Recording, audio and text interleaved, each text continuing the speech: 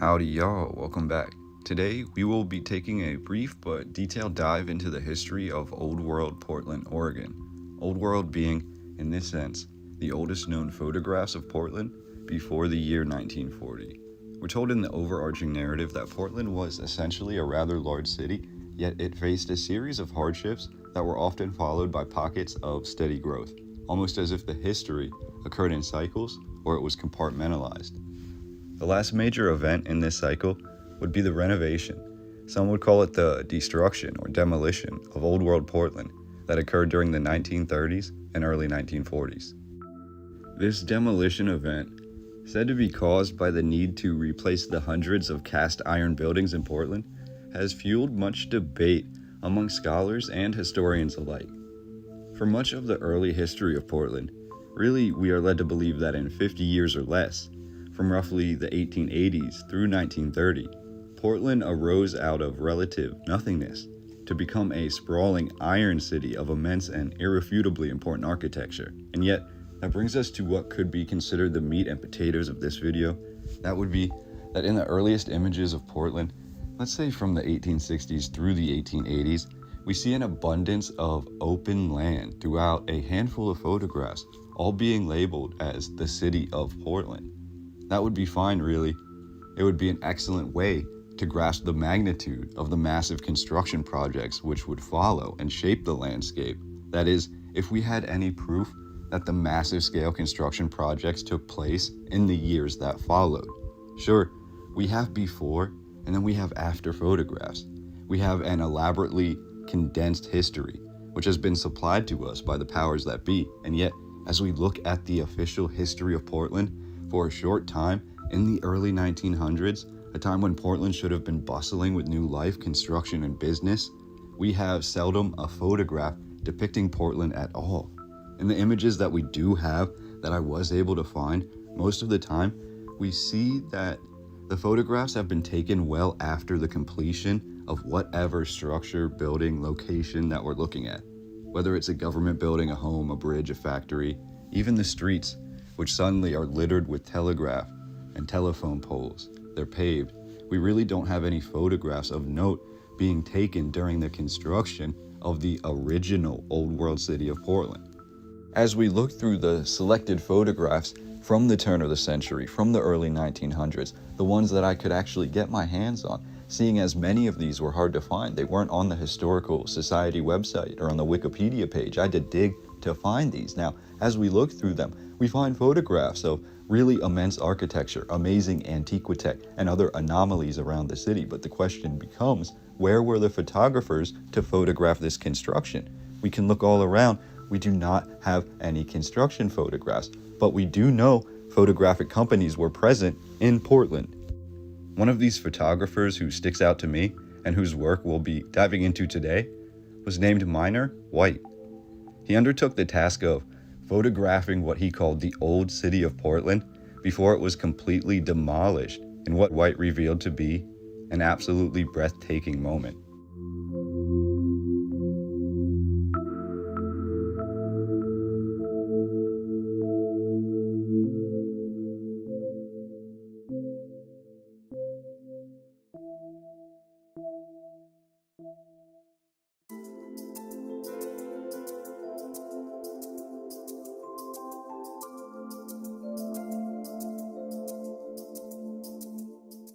Not only do we see architecture on par with the other major cities of the world, the same oversized lost architecture with endlessly tall ceilings, 20-foot tall front doors, but within White's photographs, we can clearly see that much of Portland appears to have been abandoned by the late 1930s. Again, these photographs made me question what exactly I was looking at as soon as I saw them.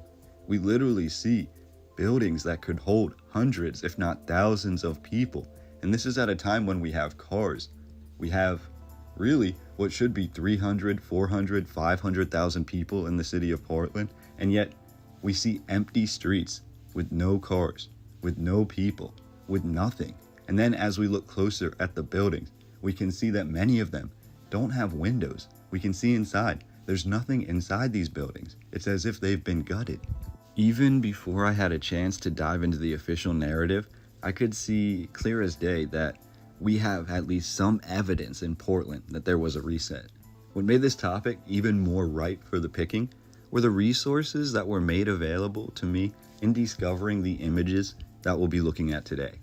In most cases of my research in other old world cities and other topics, I'm led or drawn to certain areas simply by coincidence, doing research into one topic, rabbit holes into a handful of newer topics worthy of discussion. In this case, I found myself researching the West Coast, more specifically the wireless lights that you can find on the West Coast. I kept finding articles pointing me to Portland and its City of Lights, but alas, when I tried prying into the Historical Society of Portland, as well as various libraries associated with Old World Oregon, I came to find that many of the results had been scrubbed or put behind a paywall. To elaborate, I can usually wrap up my research on a topic by achieving a level of understanding using the oldest photographs. Words as miraculous as a device as they are still a device which leaves much to our imagination. Photographs, on the other hand, are one of the most visceral ways we have to experience the old world. My videos wouldn't be nearly as important as they are if they didn't contain the rarest and oldest photographs of these specified areas. Now, this is important basically within the history of Portland because no matter what official organization you attempt to go through, it appears that most of the interesting and important images of old world Portland have been purposefully erased, hidden in archives that have not been made available to the public, or simply thrown behind a paywall, even though the images should be in public domain. Immediately, this should make you question it, like I did, question the narrative and the reasoning behind this. Wikipedia in this search was no help either. What's usually a vast assortment of historical images was instead, in the case of Portland, a deeply curated, to the point of being hollow, collection of maybe 20 images of Portland before the year 1930, and with little information about each.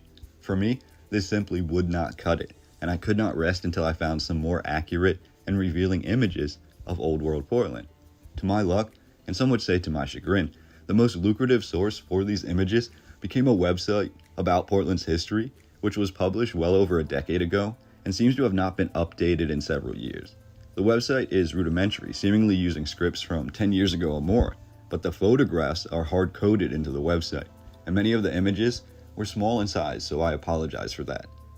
But I couldn't help going through these images with you and feeling like this was the best real history of Portland that I could share.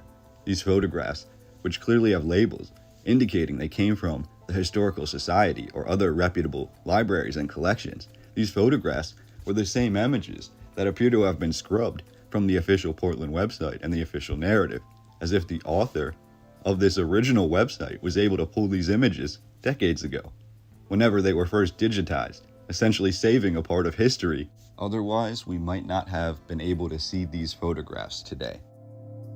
In today's video, we're going to go over these oldest photographs of Portland, Oregon, and I'm going to be diving into the many articles published on this website, as well as diving into the currently accepted narrative as told to us by the mainstream. I'm going to keep this section of the video as brief as possible, as for in many of my old world videos, the photographs here really do speak for themselves. I apologize for the quality of some of these photographs, as again, they had to be saved by screenshot, and many of these photographs were unable to be copied or pasted or enlarged because the originals of these photographs don't appear anywhere else besides this website. Essentially, we found a dead website, maybe decades old and not updated for nearly as long, but a website that was dedicated to documenting and cataloging the true history of Portland, Oregon. The same history, it appears, that was being strategically compartmentalized. Today, we'll look through all these photographs that I found, the oldest known photographs of Portland before its great renovation. We'll see a city of tradition, of culture, and immaculately quick growth.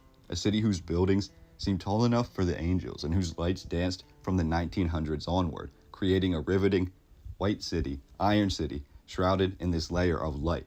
The construction photographs, they're nowhere to be seen. Yet in 50 years, the city of Portland, Oregon arose in the 1880s from a cast of small farms and shoddy establishments to a sprawling city during the turn of the century, to finally a seemingly empty city in need of a historical and architectural facelift by World War II. So let's see what the current narrative has to say about all of this. Right off the bat, the history here appears really ample for our deciphering. We're told that no official occupation occurred in Portland until at least the 1800s, or at least none that was documented. The land that makes up Portland was first known as the Clearing. The Clearing was a location roughly halfway between Oregon City and Fort Vancouver, and received its name for being one of, if not the only spot along the river between those 2 points that had been cleared by indigenous people for resting. The first official settlement, so to speak, being when William Overton and Asa Lovejoy filed to claim the land west of the Willamette River in the year 1843. Before that time, Portland and most of Oregon was, centuries over, occupied by the upper Chinook tribes of the Multnomah and Cascade people. We're told by the mid-1800s, however, this indigenous population had nearly entirely fled the area, having been decimated by European-spread diseases like smallpox. Thus, the clearing was cleared for occupation. John Couch was the first man to trace the land and advertise it as hospitable. This was followed by Overton and Lovejoy, who purchased the 640 acres of the clearing in 1843. Interesting as it is, both Overton and Lovejoy were somehow squeezed out of the project by 1846. We're told Overton grew bored of all the trees and sold his half of Portland to Francis Pettygrove in 1845. That same year, Lovejoy and Pettygrove decided the name of Portland with a coin flip, which Pettygrove, who had only been part of the project for a couple of months, won. After losing the naming of the city on a coin flip, Lovejoy, the other, quote, original founder, sells his half of Portland to one Benjamin Stark. Convoluted already? It gets worse. Only 3 years after buying Portland, Pettygrove also becomes bored of the trees and enamored by the thought of gold, and sells the entirety of Portland, including Ben Stark's shares, to Daniel Lonsdale, a tanner. According to these reports, Lonsdale bought Portland with his leather, over $5,000 worth, the same leather suspected to have been sold by Pettygrove in San Francisco some years later, which turned around to make Pettygrove a fortune.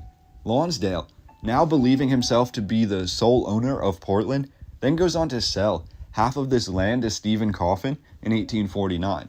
However, also in 1849, Benjamin Stark returns to Portland with John Couch, the first man to document that area, and Stark demands his share of the land, which had already been sold to Lonsdale by Pettygrove. Also in 1849, somehow a third man, William Chapman, buys 1/3 of all of Portland for $26,666. By 1850, Lonsdale is forced to leave Portland to head to San Francisco over his legal battle with Stark, all in regards to the Portland land. Stark and Lonsdale end up agreeing to divide the land amongst themselves. However, they seemingly forget about Chapman and Coffin, who also now technically own Portland.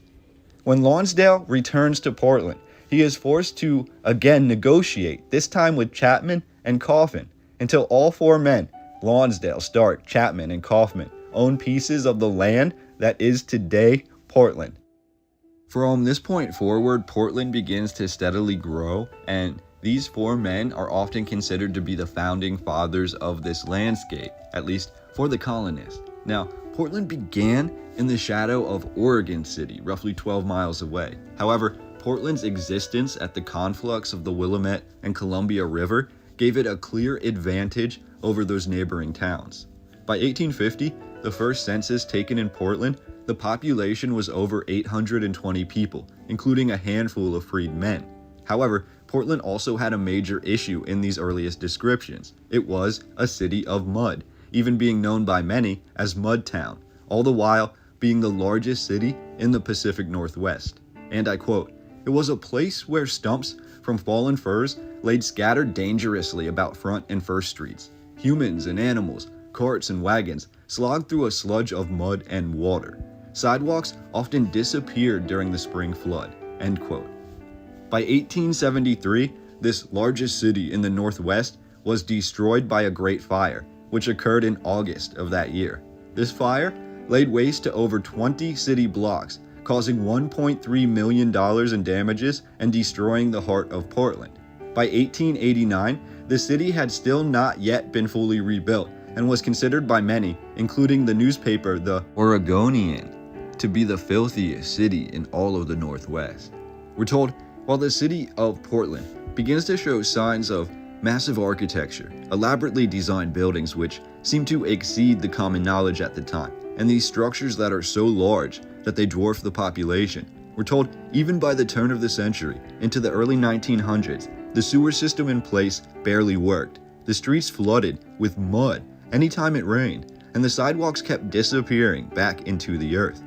The city was called a disgrace by the West Shore newspaper. However, we're told things began to advance with the first bridge across the Willamette River into Portland, which was completed in 1887, known as the Morrison Street Bridge.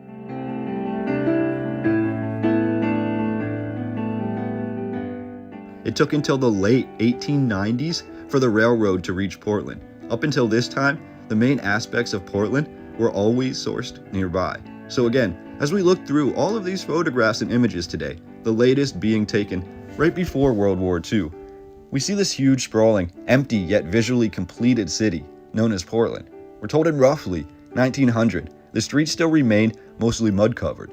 There were no paved sidewalks, and the attempt to do so always failed. We're told in 1900, the railroad had also just reached Portland, and for years before that, Portland was built mainly using nearby sources. So how is it then that we can justify the photographs we see today of Portland? Is it possible for a city to go from next to nothingness, or being a slew of large but secluded, cabin-like structures in the woods, surrounded by mud, to a massive, sprawling, concrete, stone, and iron completed city, replete with huge buildings, 20-foot doorways, lights, paved streets, electricity, telegraph and telephone lines, to a city that is apparently dead by the 1940s? Fully built out, yet seemingly abandoned. Can one city go through all those stages in 50 years?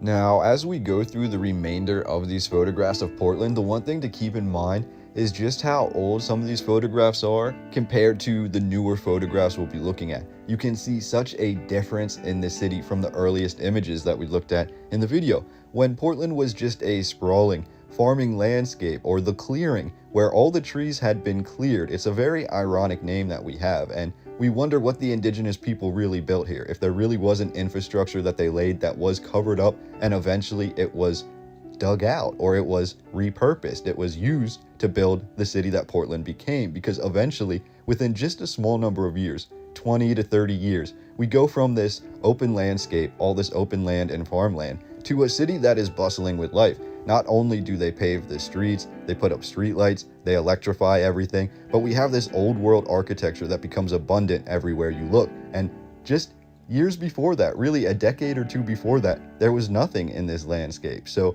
to imagine all of this arrived at Portland in this small amount of time is very interesting, especially when we have the fact given here that Portland did not receive railroad travel until the late 1890s. So before that, essentially everything was being harvested. It was being manufactured within the area of Portland or somewhere close nearby. Again, we have to question who was behind all of this that was being built, and if all of this being built really had an ulterior motive, if it had an ulterior purpose, if it was in fact here earlier serving a different purpose for a different community. Now, as we get into this further, something that often arises in these cities that have this sort of dichotomy that's created a sort of hidden history, we also have this Rose City Festival being held at the Rose City. Portland became known as the Rose City. Now, we can already see ties there to Britain, to Great Britain, the War of the Roses, the elite of Europe, things like that. But when we look at the Rose City Festival that occurred in Portland, we can clearly see that there were pockets of this elite status. There were pockets of these secret societies, of these rich people who look to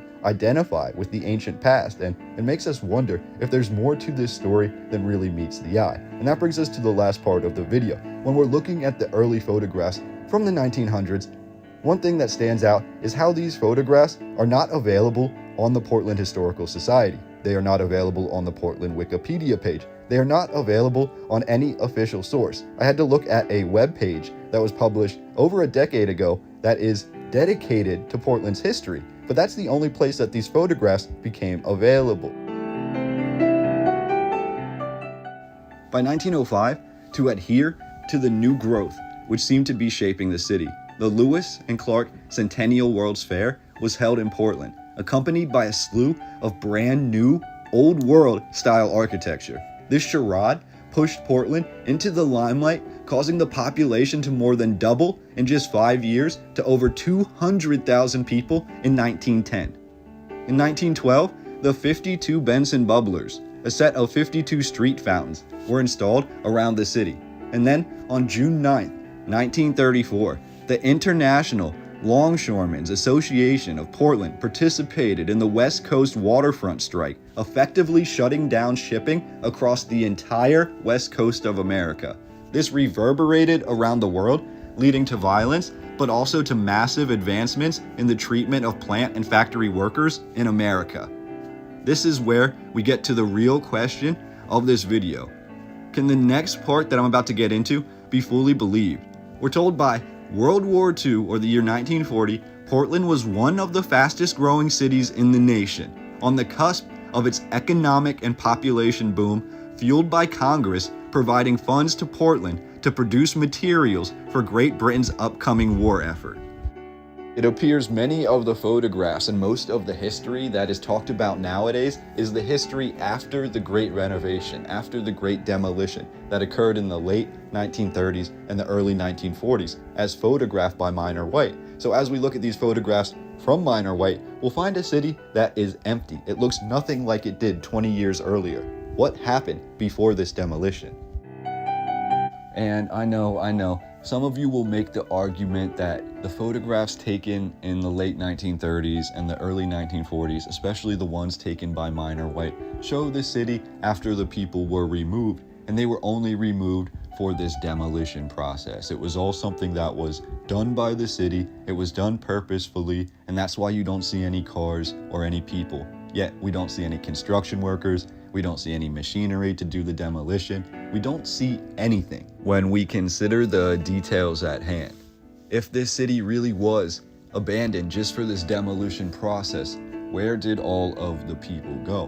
Why would the people have been taken out of the city before the machinery was even brought into place? How long were these buildings abandoned, or was the population forced to be out of their homes, out of their businesses, out of their factories? How long did this occur before the actual demolition and rebuild took place? Because one can imagine this would take at least a year, if not more. And yet we have these examples of photographs over a 3-year period that show throughout this whole 3-year period, not one single person or not a large group of people in any of these photographs. We might see one car or one person here or there. And this is the 1930s. Photography was so highly detailed at this time. There's no type of photograph that wouldn't capture people if they were there. So we can basically see that this area of Portland was abandoned.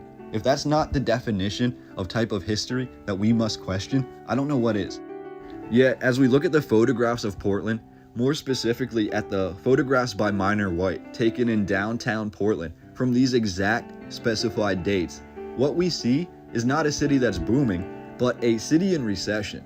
What we should be seeing, according to the mainstream narrative, is upwards of 1 million people, but instead, we see empty streets, these dilapidated buildings that are missing entire floors, factories that are no longer in operation clearly, and many of the streets appear to be missing the furnishings like the lights that they had earlier. It's as if these photographs were taken at an entirely different time than Portland in the late 1930s and 40s. It's as if they were taken earlier. Again, the mainstream says this was one of the most prosperous times for Portland, including downtown Portland, when the city was at its peak, and yet the official photographs by Minor White in the late 1930s and early 1940s seem to indicate the opposite. The dichotomy created between what we see and what we're told is so vast, it's really hard for me to explain the rest of the narrative.